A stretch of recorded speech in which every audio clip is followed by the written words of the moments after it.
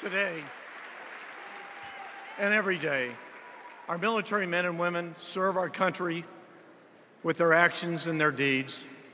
The veterans standing with me, all veterans of Iraq and Afghanistan, are part of a proud legacy.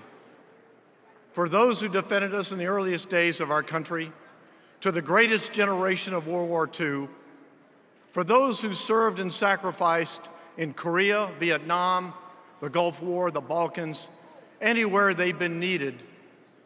Today's servicemen and women have been called the next great generation, and they live up to that calling in everything they do. They've gone beyond the call of duty in every way one can imagine. I served in the United States Navy for 37 years.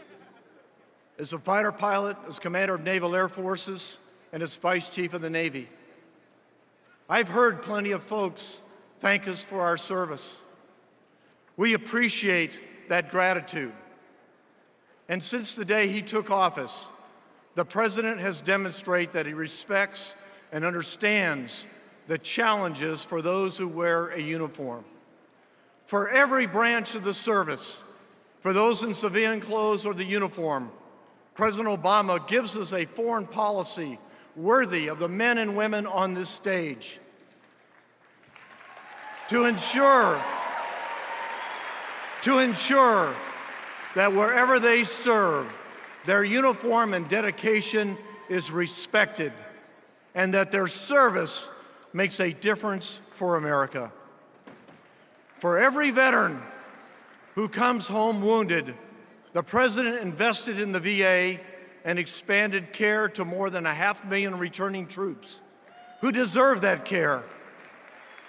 For every family waiting at home, anxious every time the phone rings, the President, the First Lady, and Dr. Jill Biden are engaging whole communities to support those families.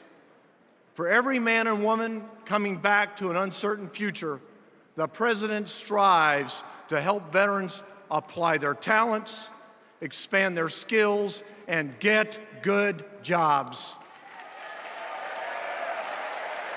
Last year, he challenged American businesses to hire 100,000 veterans and military spouses. He and the First Lady got businesses across the private sector to sign on, supported by tax credits for hiring our veterans and wounded warriors. Last month, these same participating businesses reported they've exceeded that goal by 25%, ahead of schedule by almost a year, and they're committing to bring on 250,000 more new veteran jobs. And it's not just about finding new jobs. It's about giving these men and women the chance to learn the skills for the jobs tomorrow. That's why I'm proud that the President is offering veterans the best education benefits since the original GI Bill. This education is something that can and will change their lives, and it guarantees American progress, vitality, and growth. My parents were members of the greatest generation. My dad joined the Army Air Corps in 1940 as an enlisted man fixing bombers in World War II. He served a career in the Strategic Air Command. My mother was a volunteer for the USO, and later, as a widow, she raised 5 children. In the years since, I've been privileged to lead and serve with members of this next great generation. I see in them tough, bright, courageous, inspiring men and women. I see this country's future leaders. These service members have been to some of the bleakest corners of the globe. They know how good this country is. They know firsthand what America means to a world, and they're going to bring to us the next great moment in our nation's history, because the President is standing with them.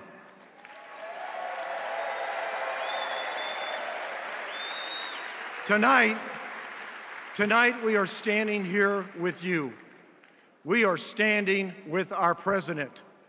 The men and women on this stage are only a small sample of this amazing generation. Americans from Texas, from Virginia, from Florida, from Oregon, Maine, New York, Hawaii, North Carolina, all across this great country. And so for them, and what they represent, please stand with me in saying thank you.